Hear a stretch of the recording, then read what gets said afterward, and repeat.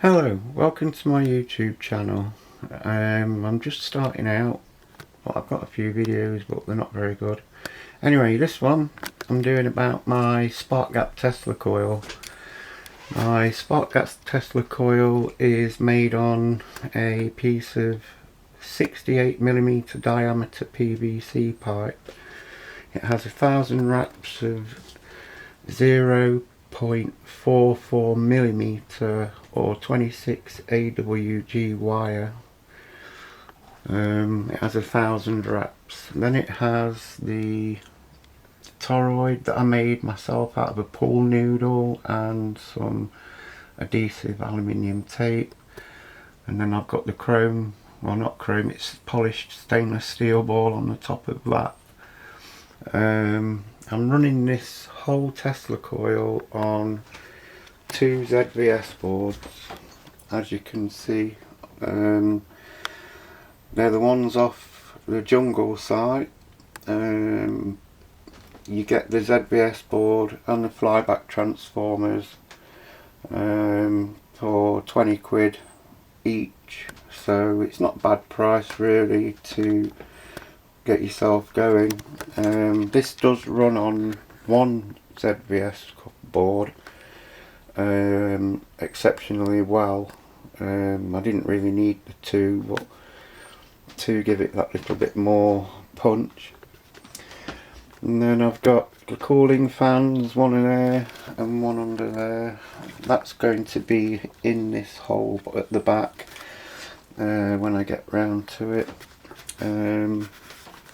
I've got my MMC, which is made up of 30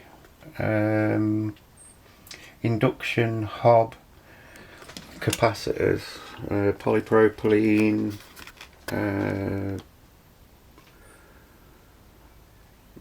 capacitors, yeah, they're 0.33 UF, and I've got 15 in series, 2 strings of 15, so 30 altogether, 2 strings of 15 in parallel.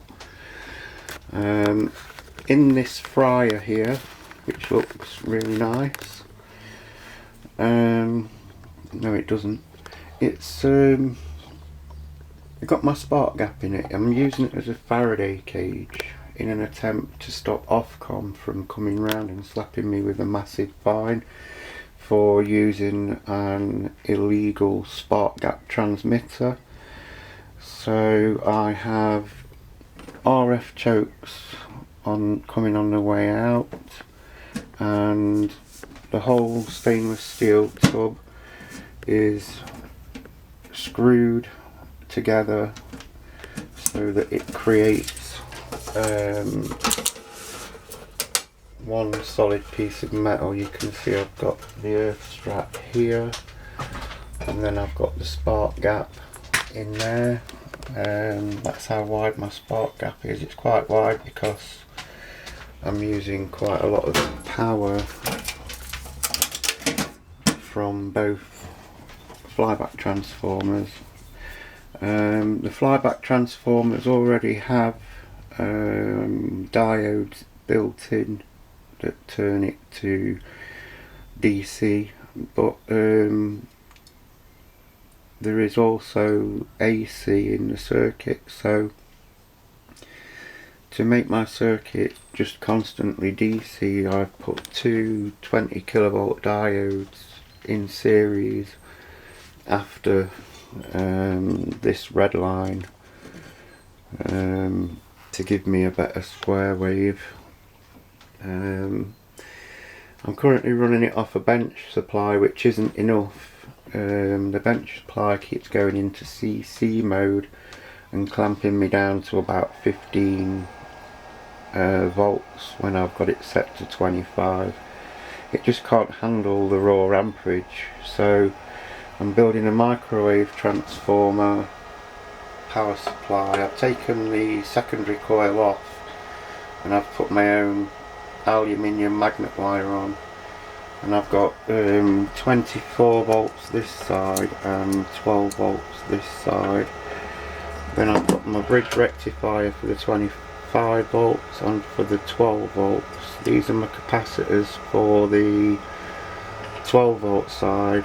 They're 4700 UF at 35 volts each, and there's 4, and then I've got a little noise suppression capacitor on the end there, and then I've got my electromagnetic interference suppressor, and when all this is plugged in, it will stop any bad frequencies going through my extension cord and into the house, making my house into a huge antenna. My stainless steel ball has a sewing needle breakout point, just to increase the breakout. Then there's like a coil, and it's stuck on there with a piece of tape. I have tape on the ceiling with the blue wire coming down to a junction block here with the copper wire. That goes to a ground outside. My son dug me a 4-foot deep hole, and we lined it with multi-strand copper wire, and I keep it watered so that I get a really good ground. I'm doing a lot of other projects as well. I've had it running on Leyden jars. I made 3 of those out of demijohns. I'm not using them at the minute because the MMC is a lot better. This is my other multi spark gap. I would really like to use this because it works fantastically. This is basically a Hoover motor out of a little handheld Hoover. I put a piece of drain pipe on it to stop me getting electrocuted from 240. But it works amazing because it's quenched, but unfortunately it doesn't fit in my fryer, so I have to use the single spark gap. All of the timber that I've used is sapele, copper pipe, bit of copper pipe. I've also got another one here that I'm building, and there's a small one there that I started out with. I started out with this little tiny one, and ran that on a solid state Slayer exciter, and that worked pretty well, to be fair. And then I've built this one. It's mainly a receiver for the big one. I normally have it on top of the spark gap tray, and I have it wired into my same ground, which is here. That goes out of my shed and into that big hole that I was talking about earlier. And that ground drastically improved everything to do with my Tesla coil. A good ground, you can't beat it. And there you are. Thank you for watching. If you want any videos on anything else, let me know. I shall show it you working now if my camera will pick up the sound and the lightning. I'm currently bridging a quite decent sized gap, I'd say, from the needle to the ceiling. I should imagine it's about 20 something centimetres. Anyway, let me just open the window because ozone stinks, and get back to where I need to be. There we go. Hopefully you'll be able to see this.